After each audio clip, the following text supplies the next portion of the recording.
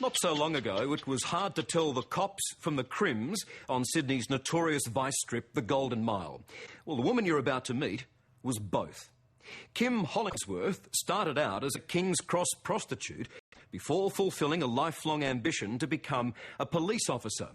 Then she went undercover, exposing the bad guys on both sides of the thin blue line. It cost her career, and it could have claimed her life as well. Now, with the latest instalment of Underbelly, Kim and that whole sordid era are back in the spotlight. And as I discovered, she's surprisingly comfortable with having her life up on the screen for everyone to watch and judge.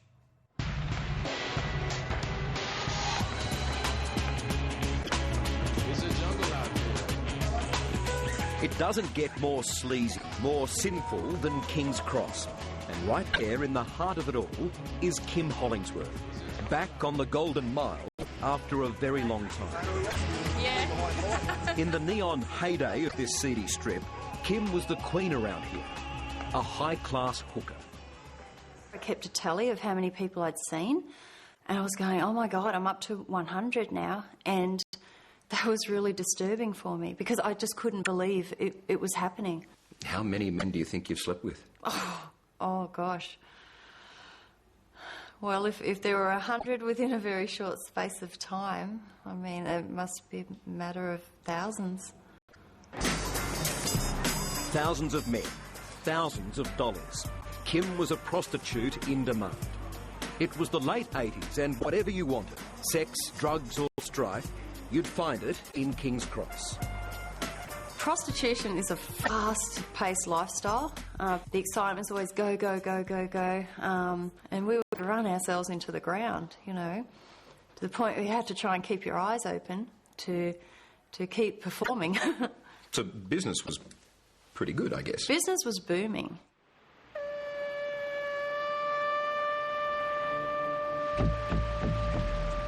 And business was booming for the notorious King's Cross Police. Corruption was rife. The local detectives only had to look out of their window from the cop shop here in the heart of the Cross to see it all. Drugs, gambling, brothels. But the boys in blue turned a blind eye as long as they got their piece of the action. They ruled the Cross. They ruled the Cross, definitely. They ruled the street girls on the Cross. But there's a remarkable twist in Kim's tale. In spite of all the corruption and dodgy cops she experienced firsthand, believe it or not, she quit prostitution and joined the police force. And it wouldn't be long before Kim was working undercover as a police whistleblower. I reported corruption. I did the right thing. I didn't survive, but those who did the wrong thing, a lot of them are still there.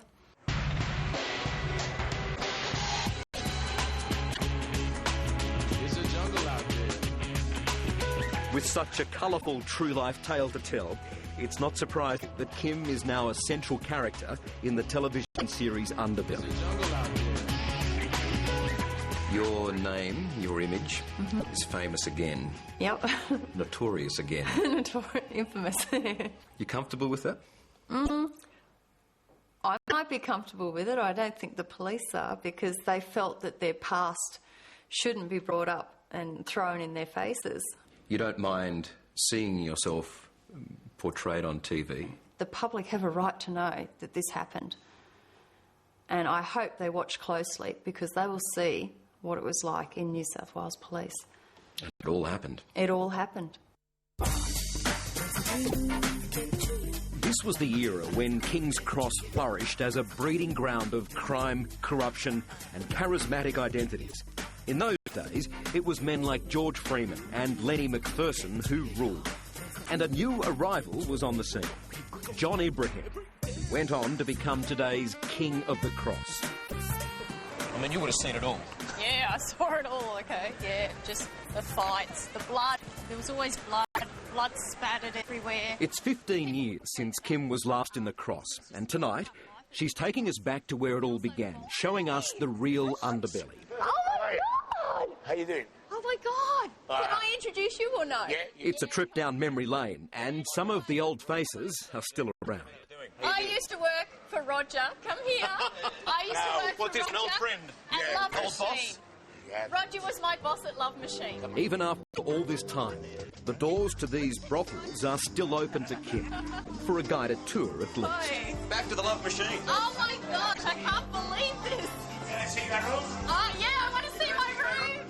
Oh, my heart is just out here. Oh, and I'm getting chills. You're right. Yeah, I hope so. Headed up into my... Back in the day, Kim was the star in here. Oh! Oh, wow. Room 1 at the Love Machine was hers. After you finished a job, you'd have to make the bed look as though nobody had been on it. So you would straighten the sheets up. Bit of housekeeping. Bit of housekeeping, fluff the pillows. Greetings. Oh, I still remember how to do the towels. Like this. Together, fan it out. So the bed looks all fresh. What have we got here? Okay, this is the Love Machines bar. Now, you wouldn't know it, but this was a girl who grew up a self-confessed nerd. I'd still know how to do it. The daughter of a country police sergeant. When Kim first came to the Cross, she had dreams of following in her father's footsteps and joining the police force. She was 20, in love, and very naive. How did life change so radically for you? The first boyfriend. Yeah, I walked in on him in a motel room in King's Cross, and there were two girls there, a blonde and a brunette, and they were prostitutes, and he paid them to make him happy. Are you ready, Jeff? Oh my God! The cheating boyfriend got mad. Kim, I wouldn't do any of this with the other women if you were such a bloody rude. Kim got it even. Right, that's it. Come with us. Alone, broke and desperate, this was Kim's turning point. I went, in a matter of months, from a virgin to a prostitute. I remember knocking on the first client's door and thinking, if I knock and go into this motel room, I'm going to come out a prostitute. Nothing much has changed. No. Kebabs. The kebab shop. It wasn't long before Kim had a new recruit. Hey! Life was so good, Kim's little sister Melissa was also seduced by the game. That guy still like us. We actually got boob jobs, and then we dumped our boyfriends who were nasty to us. We came to King's Cross and started making some good money. Not sorry about dumping the boyfriends. No. They're long gone. Not sorry about the boob job? No! Not sorry about the duck boyfriends? No! They didn't get any benefit.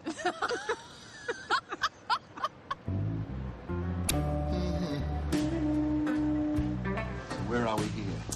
This is 169 Victoria Street, King's Cross, which is the Golden Apple. Take me down, I'll follow you. Okay.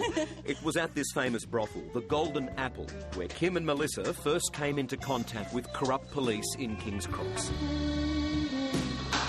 Local cops unashamedly enjoying all the perks that their job had to offer. Nice were enough that went on here, and yeah, it was just a load of guns on the ground, just carelessly tossed aside because they were busting to get into the spa and relax. And the police certainly knew how to have a good time. Kim was soon recruited as their #1 crowd pleaser, stripping at more than 30 private police functions that they like to call fundraisers, often in front of 300 officers. If you don't mind, could I ask some detail? Was it just a strip show? Oh, no. No, and then, I mean, if it were just a strip show, I don't think they would have hired us, you know. They wanted the goods afterwards. They wanted dessert. But for all that repulsed her about her clients, ironically, at this time, Kim was desperately trying to get into the police academy. Why, after everything you'd been through with them, you still wanted to be one of them? Yeah, I want to be a good one. I mean, I guess I had good role models as a child in that I saw good police, like my father and... You didn't think they were all bad? No, I didn't think they were all bad. Her dream came true in 1995 when she was accepted into the police academy. This is Kim when we first met her on 60 Minutes, proud to wear the blue uniform.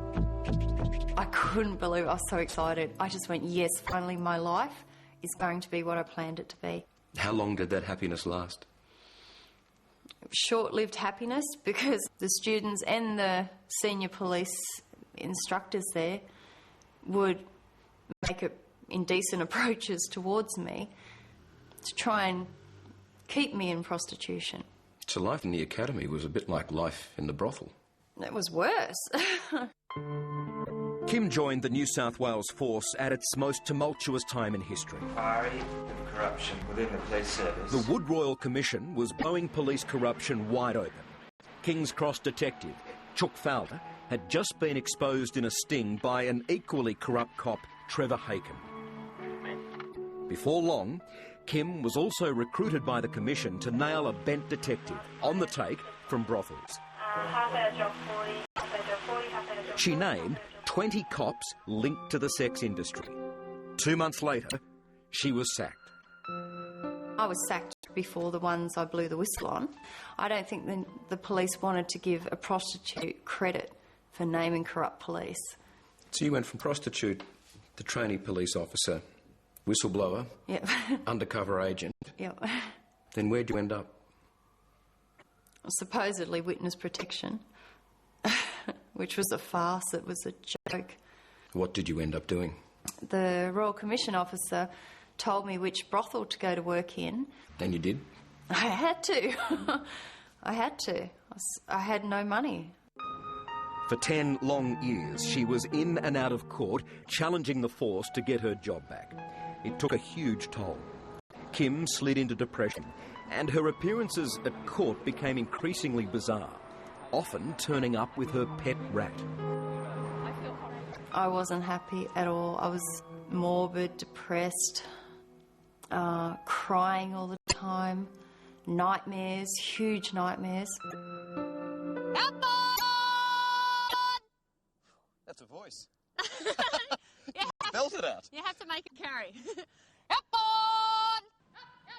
You couldn't get much further from King's Cross, an isolated bush block that's now Kim's backyard. It's amazing. It's a stampede. Stampede! They never hit me, though. They know who feeds them. Today, at 43, Kim lives a quiet rural life. Have you got a kiss, Pookie? Oh, a better kiss, please. No partner, no children, but certainly not lonely. Oh, beautiful. Life has changed, Kim. Yeah, hot and sweaty in a different way now. Only you can say that. But you're right. Yeah, it's true. Yeah. Kim's trust and love these days is saved for her animals, and she has no shortage of furry friends. Not entirely comfortable with I think this. she likes you. Let her go up in there. No. On your head? No. She can make a little nest up there. She'll be really comfy. Just let her sit there and Kim, enjoy herself. get your rat off my head. Don't worry about it, Michael. She's happy up there. We're going to make her happy. Few people have seen as much or lived as much as Kim Hollingsworth. She makes no apologies for being a prostitute, never has done. But she does regret not becoming a cop. What have you learnt? I have learnt to believe what goes on behind my back, more so than what is said to my face. I have learnt to stand up for myself and to demand a type of respect. If you had the chance and you could pull on the blue uniform Yeah. and serve in the police force, would you? The reality is that may never occur because I'm up against a huge blue wall. And I've been banging my head against that for years. And you know what? You can crack it, but I don't think we'll ever knock it down.